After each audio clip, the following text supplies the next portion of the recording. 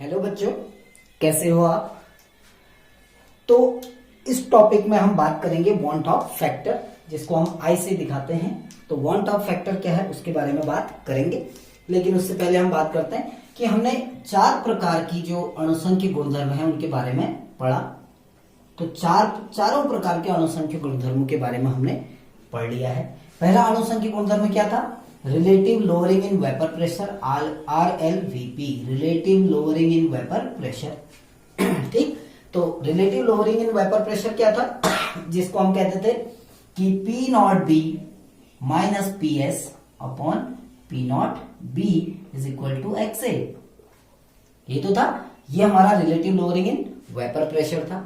दूसरा हमने कहा एलिवेशन इन बॉइलिंग पॉइंट, यानी क्वथनांक में उन्नयन, जिसको हम कहते हैं डेल्टा टीबी, जिसका फॉर्मूला था delta TB is equal to KB into M.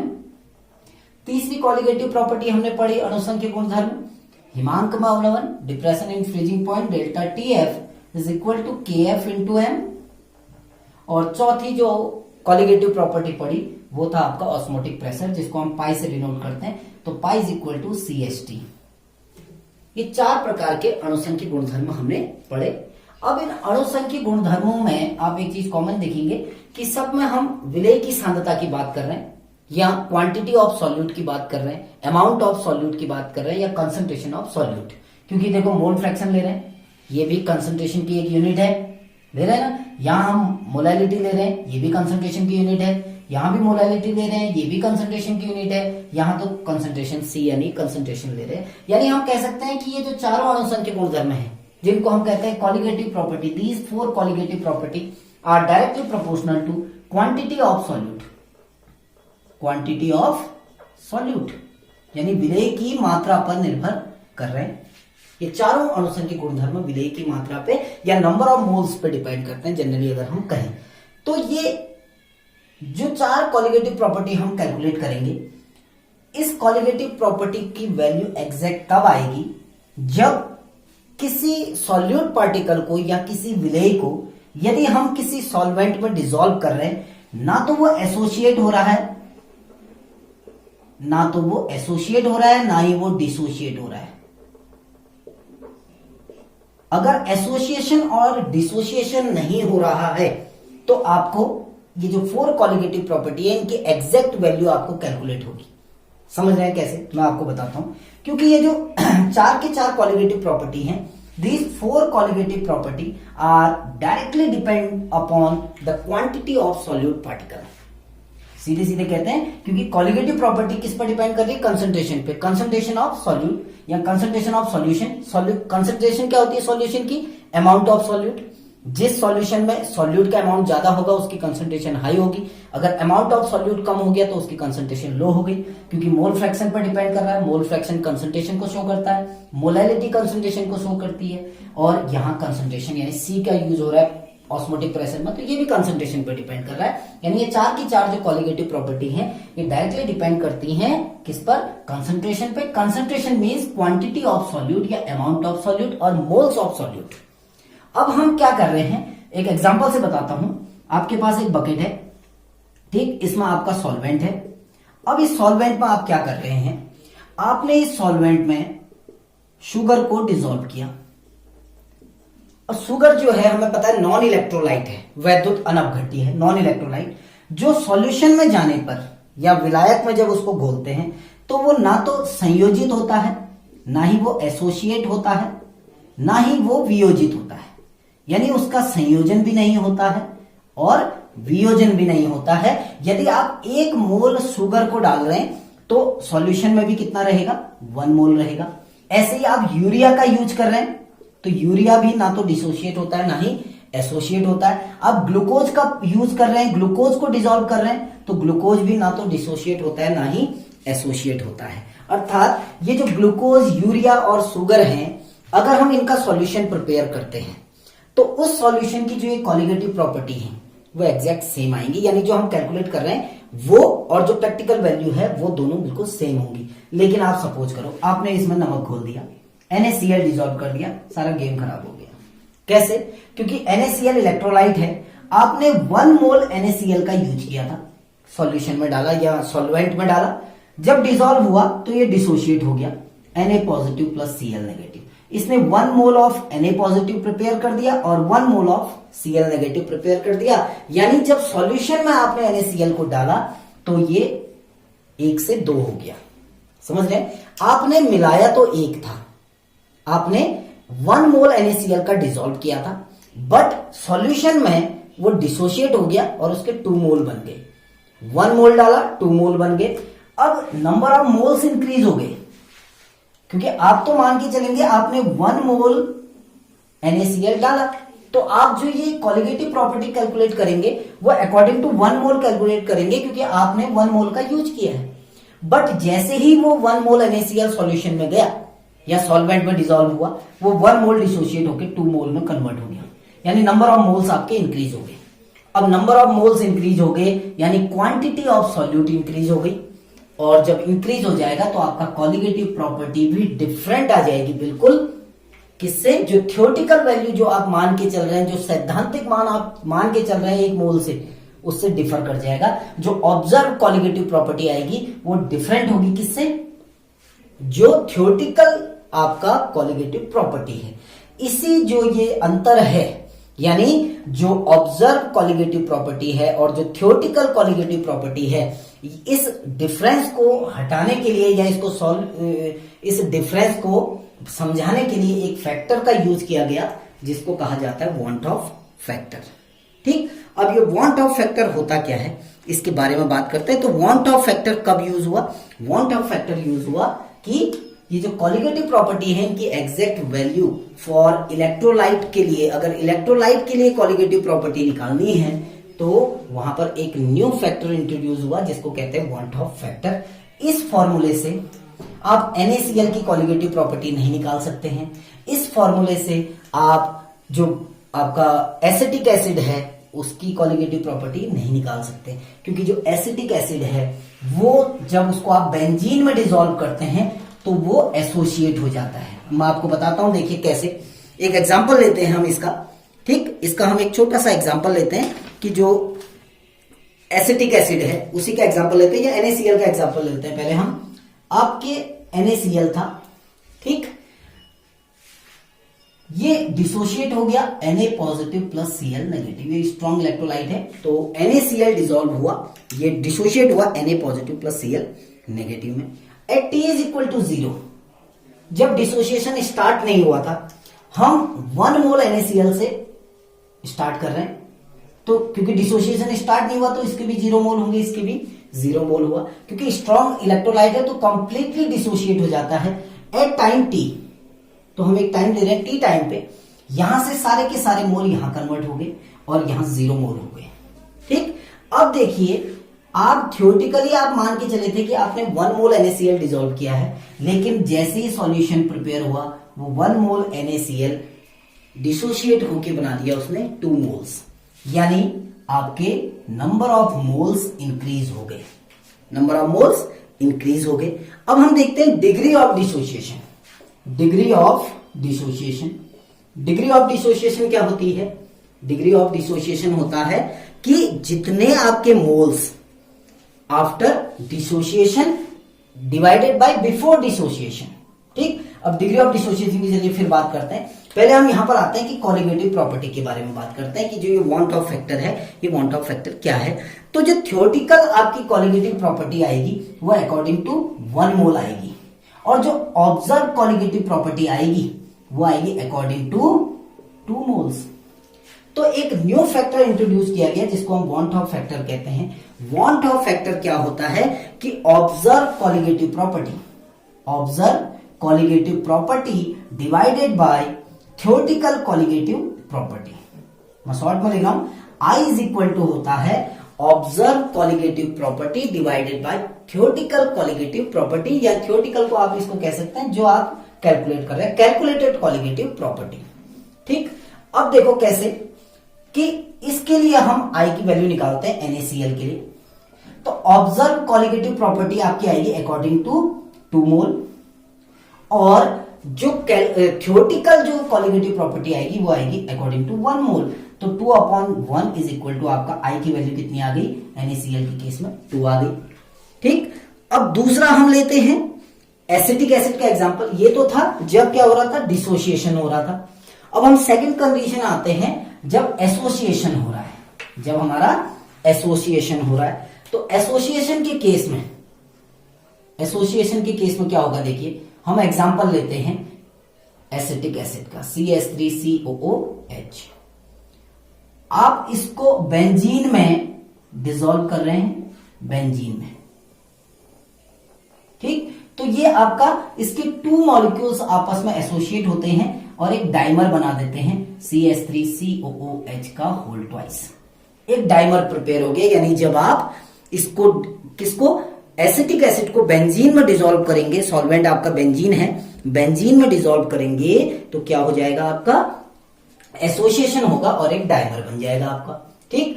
अब देखिए आप इसको समझिए कि डिग्री ऑफ जो आपका एसोसिएशन है, डिग्री ऑफ एसोसिएशन क्या है। आप देखिए कितने मोल से स्टार्ट किया था आपने, 2 मोल से, और कितने मोल मिल रहे हैं आपको, 1 मोल, ठीक। तो 2 मोल से स्टार्ट किया था, कितने मोल्स हो गए, 1, यानी नंबर ऑफ मोल्स आपके डिक्रीज हो गए।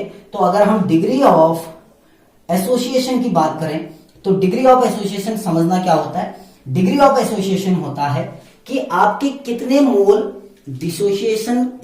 एसोसिएशन के बाद प्रिपेयर हुए और कितने मोल आपके एसोसिएशन से पहले थे। तो आफ्टर डिसोसिएशन आपके 1 मोल हैं और आफ्टर बिफोर डिसोसिएशन आपके 2 मोल थे।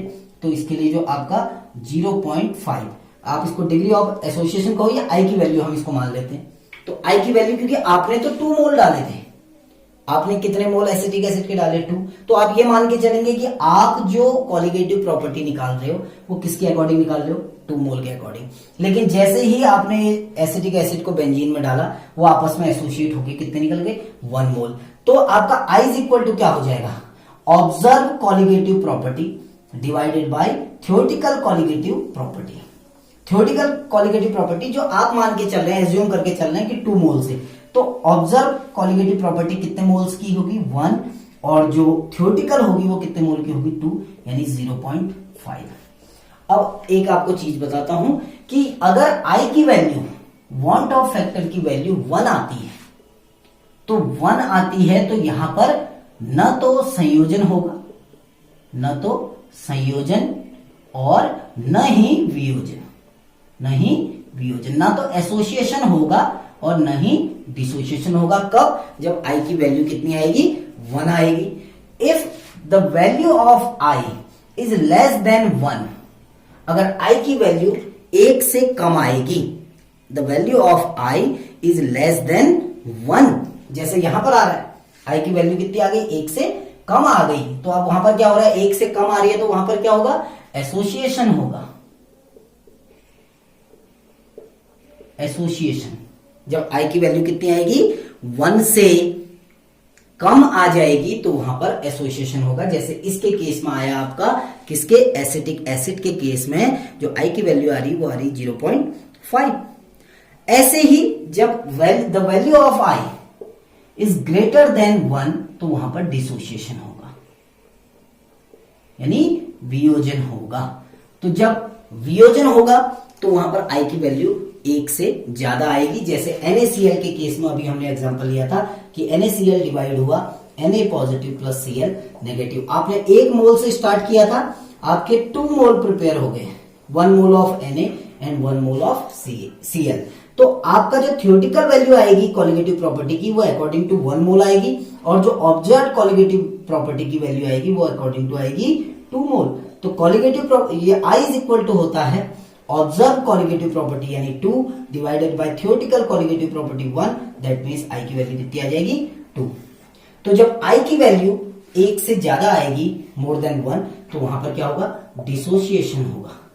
और जब आपका I की वैल्यू लेस देन 1 आएगी, जैसे यहां आ रही है, तो वहां पर क्या होगा, आपका एसोसिएशन होगा, ठीक। अब देखो ये एसोसिएशन और डिसोसिएशन का जो इफेक्ट पड़ रहा है वो किन किन चीजों पे इफेक्ट पड़ता है, हम सीधे सीधे बात करते हैं। एक छोटा सा चार्ट बनाता हूं, तो उसमें हम कुछ चीजें लेते हैं।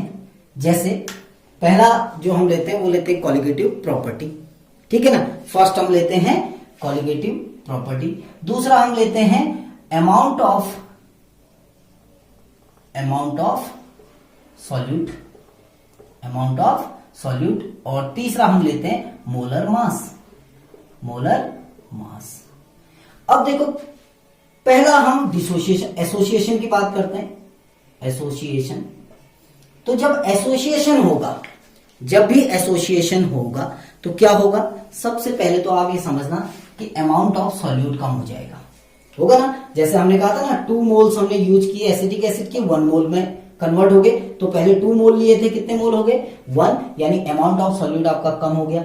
अमाउंट ऑफ सॉल्यूट कम हो जाएगा तो कॉलिगेटिव प्रॉपर्टी ऑलरेडी क्या हो जाएगी, कम हो जाएगी। तो कॉलिगेटिव प्रॉपर्टी भी कम हो जाएगी और जो अमाउंट ऑफ सॉल्यूट है वो भी कम हो जाएगा। लेकिन क्योंकि कॉलिगेटिव प्रॉपर्टी और जो मोलर मास होता है ये एक दूसरे के अपोजिट होते हैं, जब कॉलिगेटिव प्रॉपर्टी डिक्रीज होगी तो मोलर मास क्या हो जाएगा, इंक्रीज हो जाएगा। इसी को हम कहते हैं एबनॉर्मल मोलर मास। इसके बारे में हम आगे डिस्कस करेंगे, ठीक। अब दूसरी कंडीशन हम लेते हैं डिसोसिएशन। दूसरी कंडीशन ले रहे हैं डिसोसिएशन, यानी जब वियोजन होगा। अब वियोजन होगा, जैसे आपका हमने लिया था ना NaCl की बात की थी, ये टूट जाता है आपका किसमें, Na positive plus Cl negative में। तो 1 मोल से स्टार्ट किया था, कितने मोल प्रिपेयर हो गए 2 मोल। नंबर ऑफ मोल्स इंक्रीज हो रहे हैं, that means amount of solute क्या हो रहा है, इंक्रीज हो रहा है। अमाउंट ऑफ सॉल्यूट इंक्रीज होगा तो आपका क्या हो जाएगा, कॉलिगेटिव प्रॉपर्टी भी इंक्रीज होगी। लेकिन क्योंकि मोलर मास और कॉलिगेटिव प्रॉपर्टी एक दूसरे के रेसिप्रोकल होती है तो आपका मोलर मास क्या हो जाएगा, डिक्रीज हो जाएगा, ठीक। और आई की वैल्यू अगर हम बात करें एसोसिएशन और डिसोसिएशन में, आई की वैल्यू जब एसोसिएशन होगा, ठीक है ना, जब एसोसिएशन होगा या जहां पर डिसोसिएशन हो रहा है, देखिए यहां पर डिसोसिएशन हो रहा है तो I इज इक्वल टू 2/1, यानी कितनी वैल्यू आ जाएगी 2। तो जब हम कहते हैं जब डिसोसिएशन होता है the value of I is greater than 1, the value of I is greater than 1। जब डिसोसिएशन होगा द वैल्यू ऑफ, जब एसोसिएशन होगा the value of I is less than 1। और जब I की वैल्यू 1 के इक्वल हो जाएगी तो वहां पर न तो डिसोसिएशन होगा और न ही एसोसिएशन होगा। तो ये हमने बात करी किसके बारे में, वांट ऑफ फैक्टर्स के बारे में। अब वांट ऑफ फैक्टर और जो डिग्री ऑफ एसोसिएशन और डिसोसिएशन है, want of factor and degree of association और डिसोसिएशन, उनके बीच में क्या रिलेशन है, हम उसको यहां पर बात करते हैं कि जो रिलेशन बिटवीन, यानी हम कहते हैं want of factor, want of factor वो संयोजन की मात्रा, अब दोनों, क्योंकि हम दोनों के बारे में बात कर रहे हैं, संयोजन ऑब्लिक वियोजन की मात्रा, वियोजन की मात्रा के मध्य संबंध, के मध्य संबंध। अब रिलेशन क्या है दोनों के बीच में, अब इसको पहले समझना कि आई और अल्फा के बीच में क्या रिलेशन है, ठीक। इसको समझने के लिए हम एक छोटा सा एग्जांपल लेते हैं जहां पर आपका एसोसिएशन होगा और डिसोसिएशन होगा। तो पहले हम लेते हैं इन केस ऑफ एसोसिएशन, ठीक। इन केस ऑफ एसोसिएशन पहला यानी संयोजन की मात्रा, गौर से समझना संयोजन के लिए। अब संयोजन के लिए कैसे समझते हैं, देखिए संयोजन यानी हम मान के चल रहे हैं कि आपका जो एसिटिक एसिड है, उस एसिटिक एसिड के केस में हम लेते हैं, आपके पास एसिटिक एसिड है CH3COOH, अब वीक इलेक्ट्रोलाइट है तो रिवर्सिबल एरो लगा रहा हूं मैं यहां पर। आपने इसको बेंजीन में डिसॉल्व किया C6H6 में, तो ये 2 मोल हमने एसिटिक एसिड के लिए थे, इसने डाइमर प्रिपेयर कर दिया CH3COOH का होल ट्वाइस। अब देख लेना ये वीक इलेक्ट्रोलाइट है, ये कोई स्ट्रॉन्ग इलेक्ट्रोलाइट नहीं है। स्ट्रॉन्ग और वीक इलेक्ट्रोलाइट में क्या संबंध होता है ये आपको पता है कि स्ट्रॉन्ग इलेक्ट्रोलाइट जो होते हैं वो कंप्लीटली आयोनाइज्ड होते हैं और जो वीक इलेक्ट्रोलाइट होते हैं वो कंप्लीटली आयोनाइज्ड नहीं होते हैं, ठीक। अब हम मान के चल रहे हैं, हम इसकी बात कर रहे हैं जब T इज इक्वल टू 0 था, जब एसोसिएशन स्टार्ट नहीं हुआ तो हम इसके 100 मोल से स्टार्ट कर रहे थे। एक उदाहरण ले रहा हूं, इसके 100 मोल एसोसिएशन के लिए हमने सॉल्यूशन में या सॉल्वेंट में 100 मोल मिलाए, अभी एसोसिएशन स्टार्ट नहीं हुआ तो आपके सॉल्यूशन में कोई भी मोल नहीं है डाइमर के, ठीक। अब हमने क्या किया, सपोज करो जो डिग्री ऑफ एसोसिएशन है एट टाइम टी टाइम पे हम कह रहे हैं डिग्री ऑफ एसोसिएशन यदि 50 है, यानी 50% जो मोल हैं वो क्या हो रहे हैं, एसोसिएट हो रहे हैं। 50% मोल क्या हो रहे हैं, एसोसिएट। तो यहां कितने बच गए, 100 माइनस 50, दैट मीन्स 50, इतने तो बचे। अब केवल अभी ध्यान देना कि ये वीक इलेक्ट्रोलाइट है, 100 के 100 मोल्स आपके एसोसिएट नहीं हो रहे हैं। कितने मोल हो रहे हैं, 50 मोल। अब 50 मोल, देखिए 2 मोल जब एसोसिएट हो रहे थे तो 1 मोल क्या बना रहे थे, डाइमर। गौर से समझना, आपके पास 2 मोल थे, कितने, 2 मोल जब आपस में एसोसिएट हुए तो 1 मोल बनाया किसका, इस डाइमर का। अब आपके कितने मोल एसोसिएट हो रहे हैं, 50। तो जब 50 मोल एसोसिएट होंगे तो कितने मोल डाइमर के बनेंगे, 25। समझ रहे हो, इसको समझना कि आपके पहले यहां देखिए 2 मोल आपके एसोसिएट हो रहे थे तो 1 मोल आपका डाइमर बन रहा था। 2 मोल एसोसिएट हुए, 1 मोल डाइमर बना, यानी आधा डाइमर बना। अब यहां कितने मोल, 100 के 100 मोल एसोसिएट नहीं हो रहे हैं। क्यों, क्योंकि वीक इलेक्ट्रोलाइट है। स्ट्रॉन्ग इलेक्ट्रोलाइट होता तो 100 के 100 एसोसिएट होते, लेकिन यहां केवल 50 एसोसिएट हो रहे हैं। ठीक, तो 50 जब एसोसिएट होंगे तो कितने मोल्स बनाएंगे, 25, और बच कितने गए, 50। अब हम डिग्री ऑफ एसोसिएशन निकालते हैं, alpha. Degree of association that means alpha. आप अल्फा से दिखाओ, किसी बुक में बीटा अल्फा किसी से भी शो किया हो, ये डिग्री ऑफ एसोसिएशन है। डिग्री ऑफ एसोसिएशन क्या होता है, moles of solute, moles of solute after association, after association divided by total moles of solute, total moles of solute. अब देखिए moles of solute after association, आपको यहां देखना ही नहीं है, सॉल्यूट ये है आपका। आफ्टर एसोसिएशन सॉल्यूट के कितने मोल बच जा रहे हैं आपके पास, 50। 50 तो एसोसिएट हो गए, कितने बच गए, 50। और बिफोर एसोसिएशन आपने कुल मोल कितने लिए थे, 100। तो 50/100 दैट मीन्स कितना हो जाएगा, 0.5। 0.5 यानी डिग्री ऑफ एसोसिएशन कितना आ गया आपका, 0.5। अब हम निकालते हैं आई की वैल्यू। अब आई इज इक्वल टू क्या होता है, देखो, observe colligative property divided by theoretical colligative property. Observe colligative property divided by theoretical colligative property. अब ऑब्जर्व कॉलिगेटिव प्रॉपर्टी यानी जो आप ऑब्जर्व कर रहे हैं, थ्योरेटिकल क्या है, जितने मोल्स आपने स्टार्टिंग में लिए थे, आपने ऐड किए 100 मोल। तो आप ये सोच रहे होंगे कि जो थ्योरेटिकल वैल्यू आएगी वो 100 मोल के लिए आ गई, यानी थ्योरेटिकल कॉलिगेटिव प्रॉपर्टी कितने मोल्स की आएगी, 100 मोल्स की। अब ऑब्जर्व कितनी है, देखिए 25 मोल तो डाइमर प्रिपेयर हो गए, तो 25/100 नहीं आएगा। क्यों नहीं आएगा, क्योंकि 25 मोल तो आपके डाइमर प्रिपेयर हो गए, 50 मोल आपके पास अभी सॉल्यूट के भी तो बचे हैं। 50 मोल आपके किसके बचे हैं, सॉल्यूट के, और 25 मोल किसके हो गए, आपके डाइमर के। तो टोटल मोल्स कितने हो गए, यानी ऑब्जर्व कॉलिगेटिव प्रॉपर्टी जो आएगी वो आएगी इन 25 डाइमर्स की और इन 50 जो आपके सॉल्यूट पार्टिकल है यानी 75 की। तो आपकी जो आई की वैल्यू आएगी, जो आपका वांट ऑफ फैक्टर आएगा, वो आ जाएगा 0.75। वो आएगा कितना, 0.75। यानी जहां पर एसोसिएशन हो रहा है, यहां पर देखिए एसोसिएशन हो रहा है तो आई की वैल्यू लेस देन 1 आएगी। ठीक, तो ये था आई और अल्फा के बीच में रिलेशन। इसको समझ गए होगे, बस यहीं पर समझना है कि ये 75 कहां से आया, क्योंकि कॉलिगेटिव प्रॉपर्टी जो होती है वो किसकी होती है, जो अमाउंट ऑफ सॉल्यूट। अब आपके 25 मोल्स तो डाइमर में प्रिपेयर हो गए, वो भी सॉल्यूशन में ही है, और 50 मोल आपके सॉल्यूट के बचे हैं, वो भी सॉल्यूशन में है। तो टोटल मोल्स कितने हो गए, 50 + 25 यानी आपके 75 हो गए। ठीक, तो जब हमने आई की वैल्यू निकाली तो हमने 75/100 किया। ठीक हो गया। अब हम इस आई और अल्फा के बीच में रिलेशन निकालेंगे।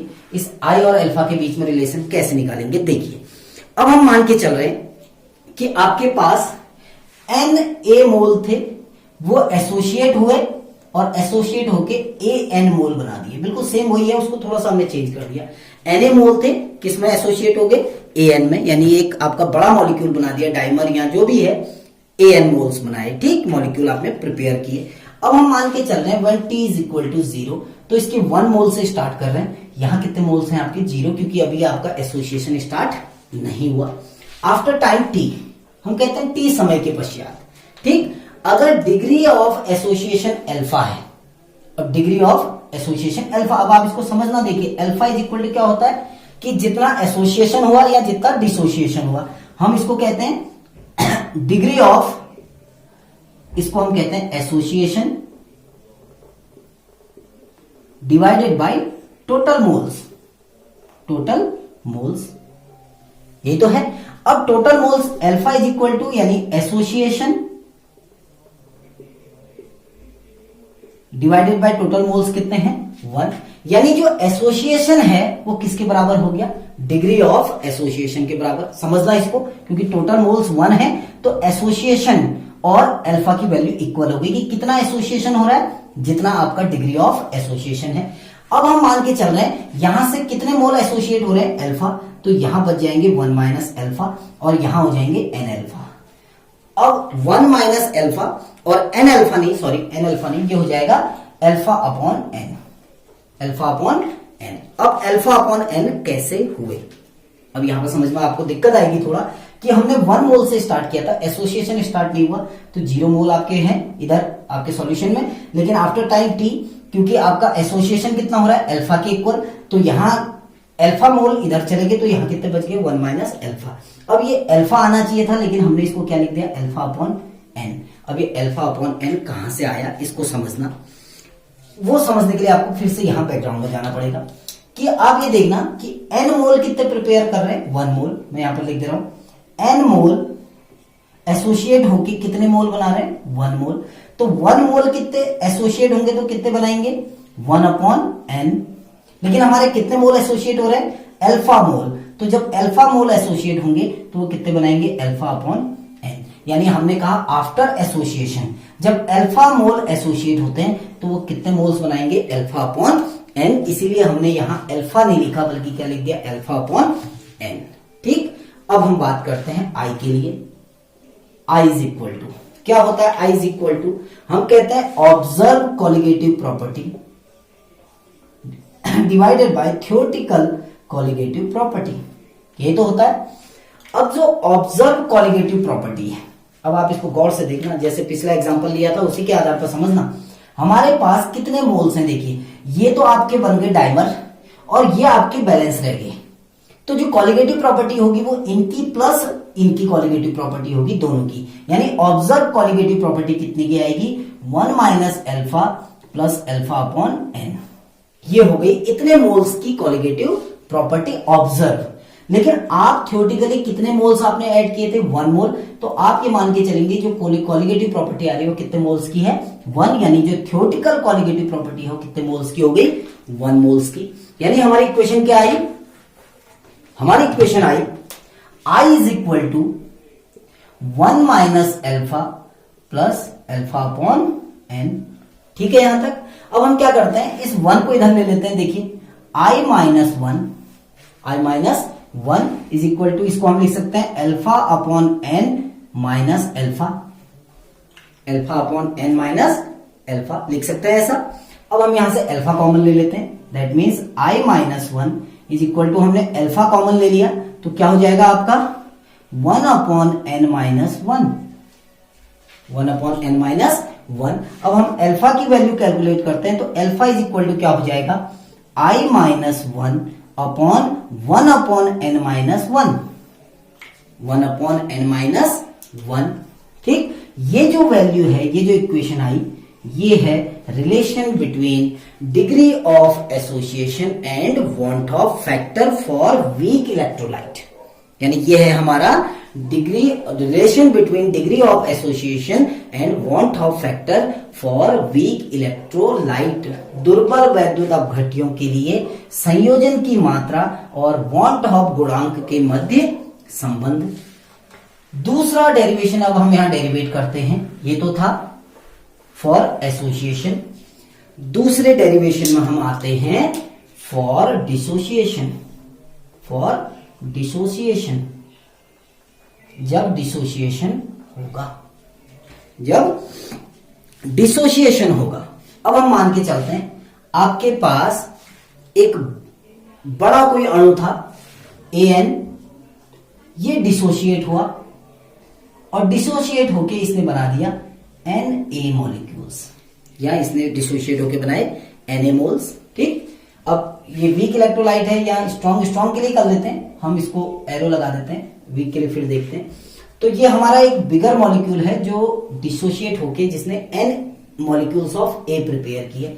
अब हम कहते हैं when T is equal to 0, जब T इज इक्वल टू क्या था, 0 था। ठीक, अब यहां से हम स्टार्ट कर रहे हैं 1 मोल से, 1 मोल ऑफ सॉल्यूट।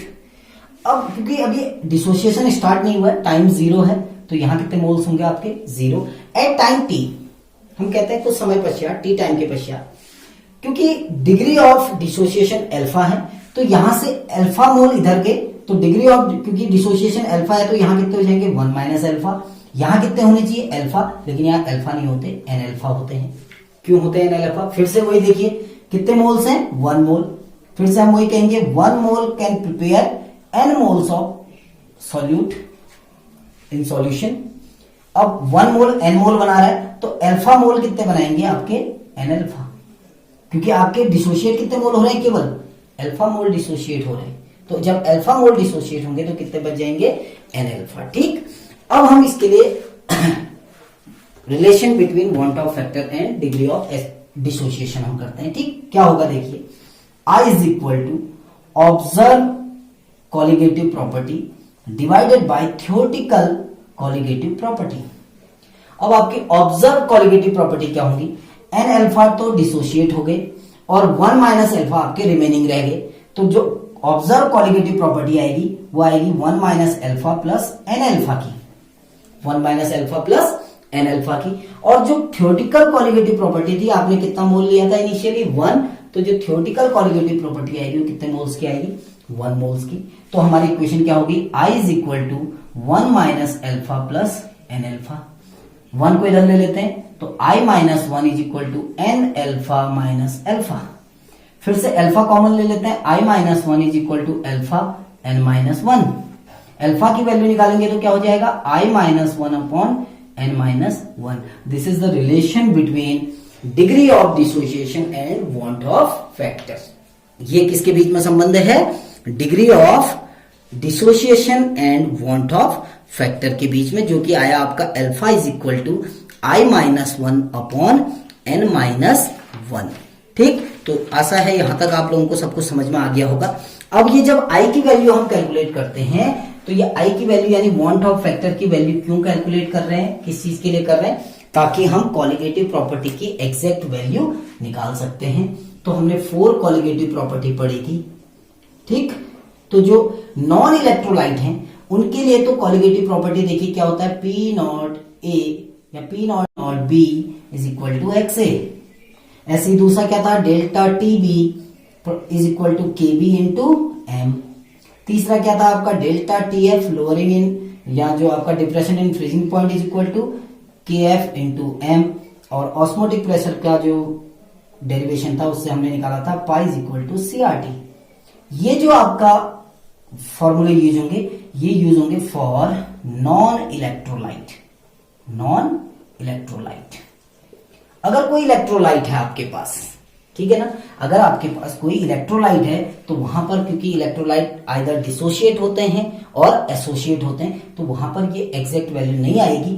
तो उसके लिए इन कॉलिगेटिव प्रॉपर्टी में थोड़ा सा चेंज किया जाता है। मैं यहां पर लिख देता हूं for electrolytic solution, electrolytic solution. Electrolytic solution के लिए क्या होगा, देखो P not B minus PS upon P not B is equal to I into XA। तो वांट ऑफ फैक्टर से मल्टीप्लाई कर देते हैं। ठीक, ये फर्स्ट डेरिवेशन आपका ऐसा हो जाएगा। सेकंड क्या था, delta TB is equal to I into KB into M। तो वांट ऑफ फैक्टर से मल्टीप्लाई कर देते ताकि एग्जैक्ट वैल्यू किसकी आ जाए, कॉलिगेटिव प्रॉपर्टी की। थर्ड आपकी इक्वेशन थी delta TF is equal to I into KF into M। और फोर्थ कॉलिगेटिव प्रॉपर्टी आपकी थी pi is equal to I into CRT, I into CRT। तो इन इक्वेशन का यूज करके आप किसी इलेक्ट्रोलाइटिक सॉल्यूशन के लिए, आपका अगर कोई इलेक्ट्रोलाइटिक सॉल्यूशन है तो उस इलेक्ट्रोलाइटिक सॉल्यूशन के लिए कॉलिगेटिव प्रॉपर्टी की एग्जैक्ट वैल्यू निकाल सकते हैं। ठीक, तो हमने बात करी इसमें वांट ऑफ फैक्टर के बारे में। वांट ऑफ फैक्टर के बाद हमने वीक इलेक्ट्रोलाइट और स्ट्रॉन्ग इलेक्ट्रोलाइट के लिए वांट ऑफ फैक्टर का कैलकुलेशन किया। आई होप आप सबको ये चीजें समझ में आ गई होंगी। फिर भी अगर कहीं पर कोई प्रॉब्लम होती है तो आप कमेंट बॉक्स में जाके कमेंट कर सकते हैं। Thank you.